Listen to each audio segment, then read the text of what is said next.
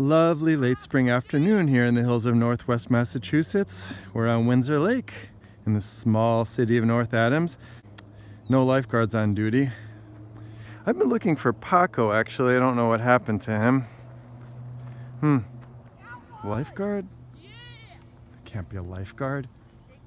Pako, what are you reading? What are you doing up there? What are you reading? What? Edible wild plants. That's where my book was. Pako. What are we going to find today, edible wild plants wise?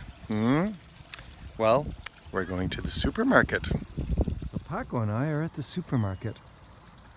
Are we at Big Y or Stop and Shop or a branch of another big supermarket chain up here in the Northern Berkshires? No, we're at the supermarket of the edible wild plants realm in much of the Northern Hemisphere. So Pako, what plant do you have there in front of you? I mean, what plant do you have a lot of there in front of you? Cattail. Cattail? So what are you eating, Pako? Cattail, no. Pako, Yeah. please watch your language. Within a few weeks, flower heads will form. They'll be sheathed by the leaves. Once that happens, you can remove those, put them in boiling water, steam them. Actually, you can eat them raw.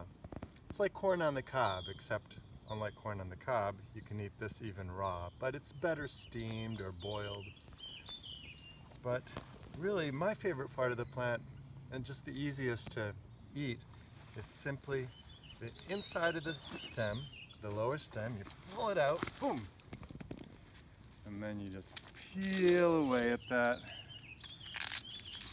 And inside you find something that tastes a lot like cucumber, which means it doesn't have much of a taste. See that? You can just eat that right off the cattail. It's fine.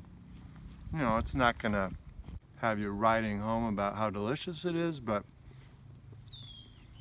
you'll eat a lot of it.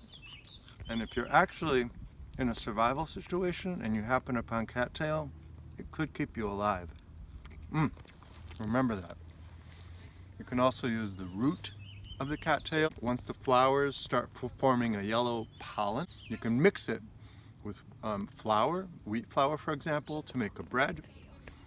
You know, there's so much you can do with cattail, seriously. Here we have the plant, well, one of the plants you do not want to confuse cattail for.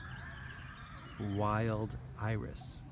In this case, with yellow flowers, sometimes, quite often, with violet or red flowers. Sword-like leaves, about as tall as cattails. Just a bit further down are the cattails.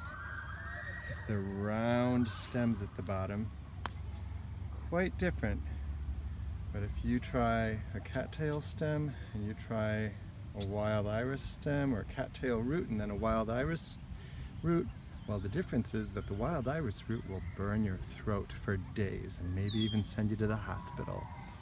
Quite often, growing alongside cattail is reedgrass, otherwise known as Phragmites, recognizable from its feathery, older flower clusters.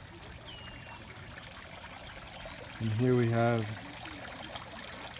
the young stems of Phragmites. Note the shorter leaves, shorter than cattail anyway, singular leaves growing off the stalk. The younger stems can be crushed and ground into a flour-like substance and mixed with water and roasted like marshmallows. Add a little bit of sweetener and you can find out just how much like marshmallows. And the roots and the reddish seeds, before the flower clusters get sold, can be ground into gruel or flour. Well, off on a little tangent here, but when looking for edible wild plants, tangents are all around us. Here's the tangent I'm thinking of right now. Clover flowers. Let's try some here. Yep.